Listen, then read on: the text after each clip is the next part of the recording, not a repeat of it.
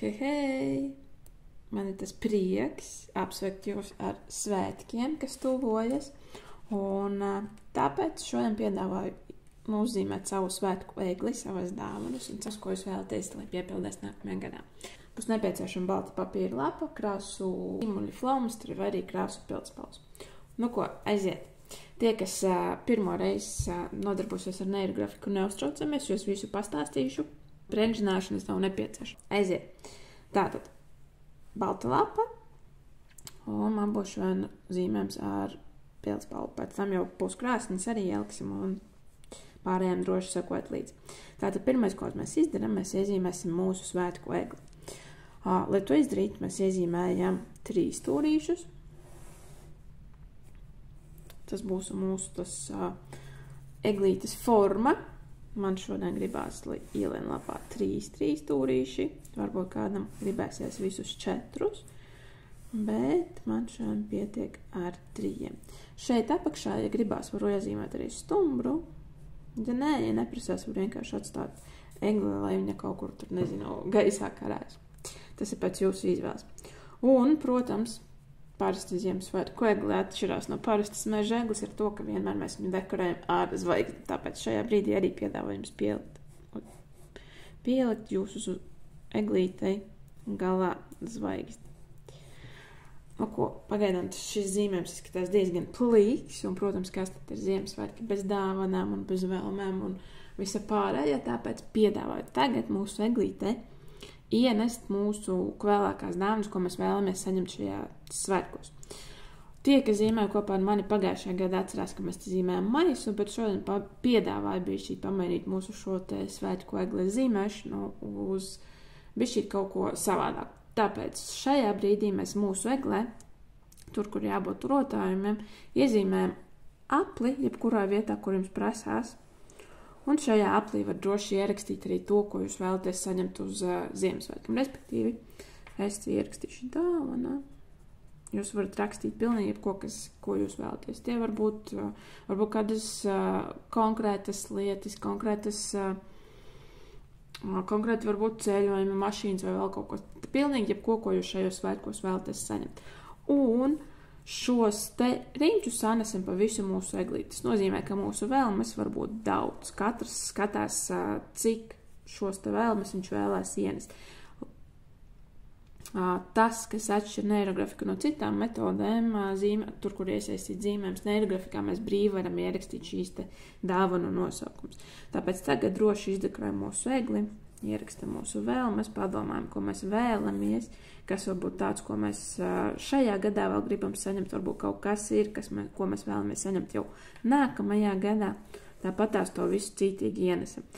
Man šobrīd šeit te nekur nepārklājas šie mani dāvanu riņķīši, bet droši var arī viņus iezīmēt tā, lai viņi viens pār otru pārklājas. Par to nav jābaidās, visi ar to ir kārtība. Un tie, kas vēlas, var iezīmēt arī svētku lampiņas un visu pārējo, bet to jau skatīsimies pēc tam pēc sajūtām. Šobrīd, kad mums ir mūsu svētku egli, mums ir mūsu vēlmes saliktas, ir bišķīt izdekorēti bumbulīši, tad nākamais, ko mēs darām zīmējumā, mēs ienesam neirolīnijas. Priekš kam tas ir domāts un kāpēc mēs tā darām? Lai šis te zīmējums mūsu neironu saitēs labāk iesaistos un labāk strādātu, mēs šo te zīmējumu tagad sasaistīsim nosacīt ar mūsu neironu saitēm. Respektīvi, katra neirolīnija tām nāks palīgā.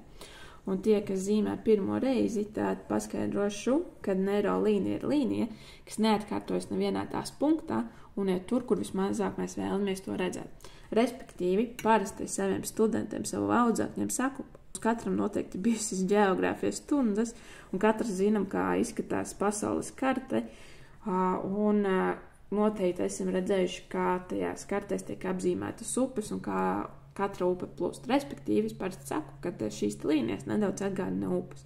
Katrai upe ir savs līkums, savs tecējums, savs virziens, savas ietekas, savas iztekas, tāpēc tā arī salīdzinu neirografiku.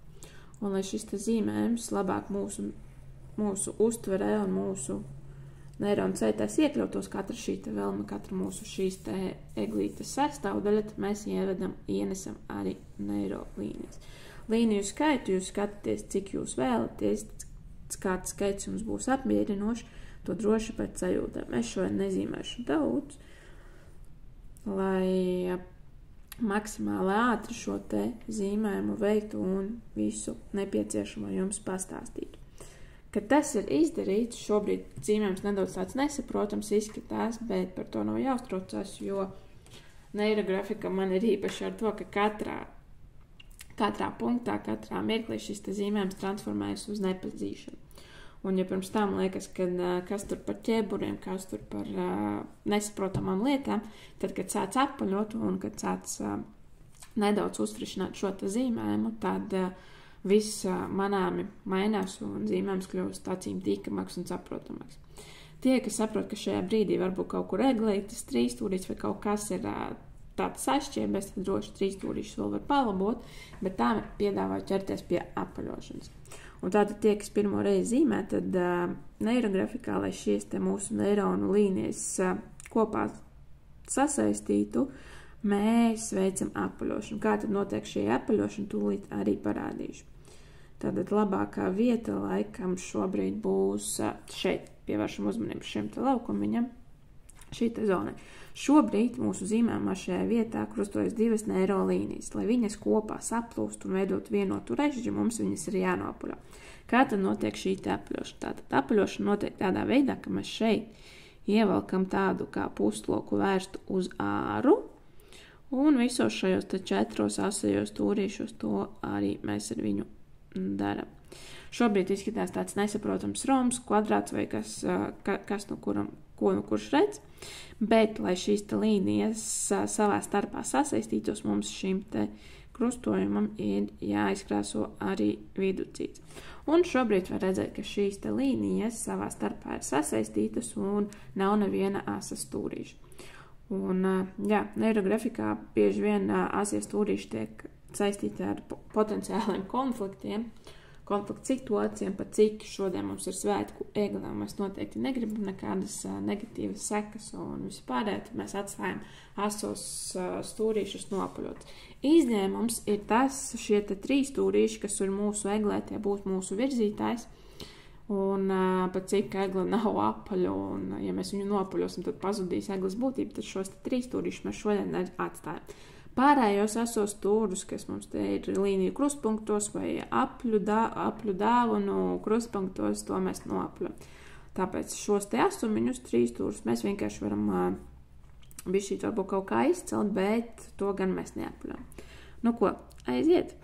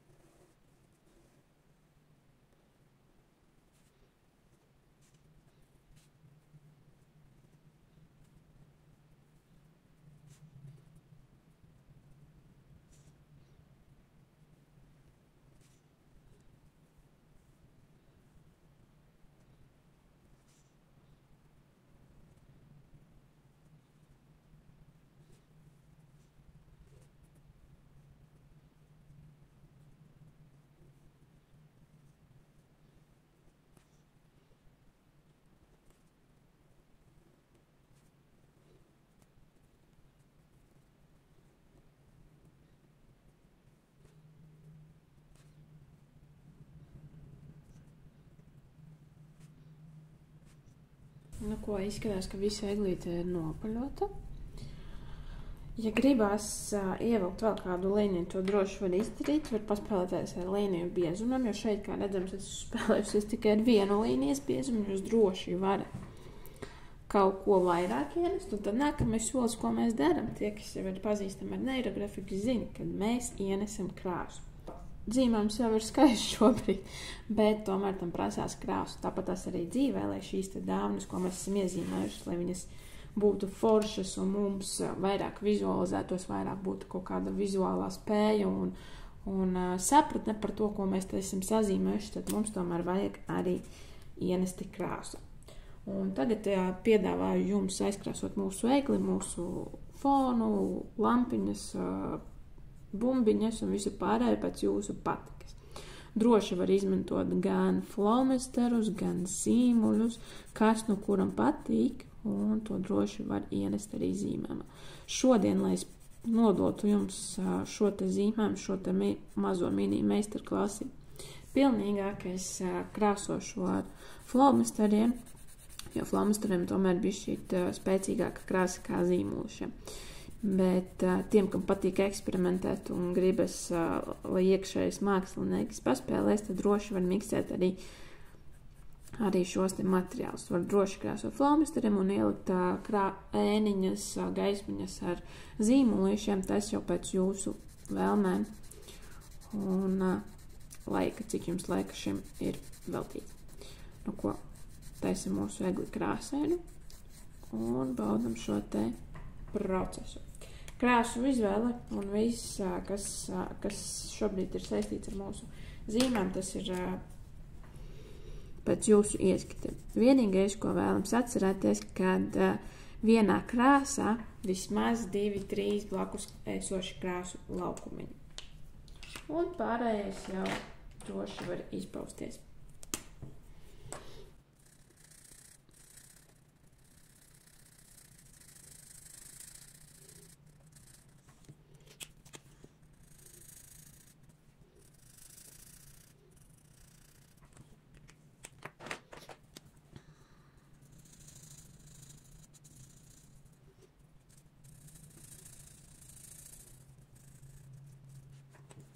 Un, protams, mums tiek ieglīte, tāpēc mums ir arī zina krāsa.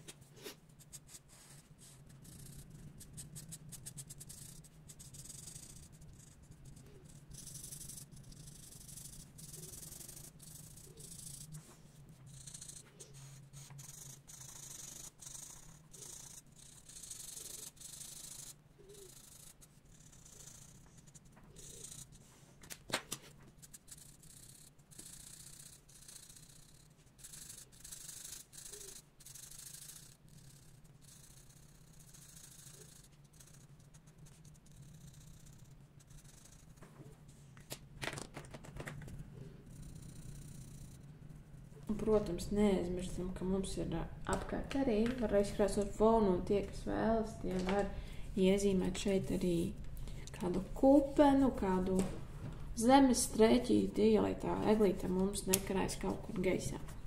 Un fonu var vienkārši iezīmēt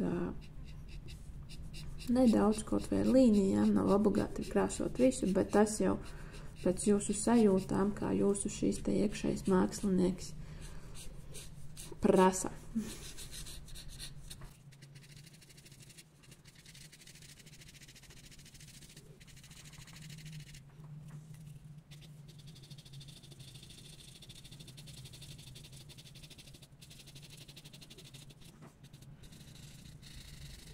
Es tomēr iezīmēšu arī apakšā līniju, kas būs tā kupena. Un iezīmēm jaunu līniju, tad atceramies, ka viņa tomēr ir arī jānopaļo. Tāpēc arī šeit aši es nopaļošu, lai tas viss ir vienotā tādā režģī tīklā. Ja jūs vēlaties, jūs arī droši varat iezīmēt, var piezīmēt dāvanu, maisu blakus, ja liekas, ka dāvana ir par masu zeglītes un visādi radoši izpausties. Var virtenītes piezīmēt, lai eglīte ir izdeļot arī ar lampiņām, ne tikai ar bumbiņām, ko mēs te bijām pirms tam sazīmējuši. Tā kā droši var radoši izpausties, var ar bērniem kopā zīmēt, jo domāju, ka arī bērniņiem patiks radoši padarboties šajās te garajās brīvdienās. Būs kaut kas interesants un varbūt bišķīt neparasts, ja salīdzina ar pārējiem zīmējumiem. Un tad apakšā arī var paņemt kādu citu krāsu vai arī vienkārši to pašu fona krāsu nedaudz ienest mūsu zīmējumā.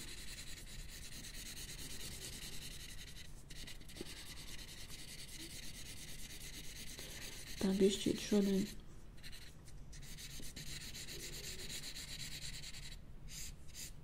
Ātri, bet iet forši. Nu ko, mūsu eglīte ir pabeigta. Ceru, ka jūs arī visu uzspējāt. Ja ir kādi jautājumi, tad droši var rakstīt man čatiņā vai komentāros, droši atbildēšu. Un no manas puses vēlos jums pateikties par to, ka bijāt šogad kopā ar mani, lai foršas, radošas, ģimeniskas un piepildītas šīs brīvdienas. Un tiekamies nākamajā gadā ar jauniem spēkiem, ar jaunām idejām, ar jaunām meistarklasēm. Un lai veiksmīgi šīs te brīvdienas!